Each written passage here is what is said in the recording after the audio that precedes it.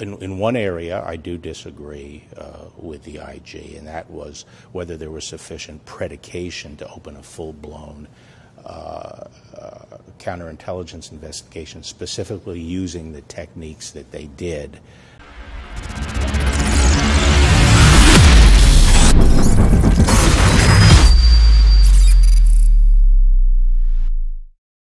Mr. Attorney General, why do you say that the FBI opened the investigation of the Trump campaign on the thinnest of suspicions? Well, I'm glad to get into the issue of predication, but let me just start out by saying that I think you have to put this in context. I think the heart of the IG's report really focused on how the investigation was conducted once it got going, and that is especially the very serious abuses of FISA that occurred, much of which has been, in my view, not accurately reported by the press over the last day. But in one area, I do disagree with the IG, and that was whether there was sufficient predication to open a full-blown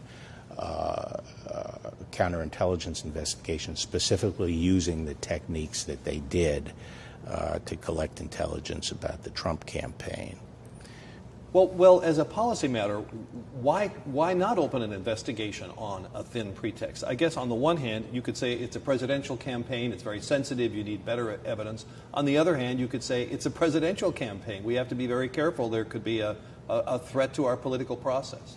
Well, I think probably from a civil liberties standpoint, the greatest danger to our free system is that the incumbent government use the apparatus of the state, principally the law enforcement agencies and the intelligence agencies, both to spy on political opponents, but also to use them in a way that could affect the outcome of the election. As far as I'm aware, this is the first time in history that this has been done to a presidential campaign, the use of these counterintelligence techniques against a presidential campaign. And we have to remember that in today's world, presidential campaigns are frequently in contact with foreign persons. And indeed, in most campaigns, there are signs of illegal foreign money coming in. And we don't automatically assume that the campaigns are nefarious and traitors and acting in league with foreign powers. There has to be some basis before we use these very potent powers in our core First Amendment activity. And here, I felt this was very flimsy.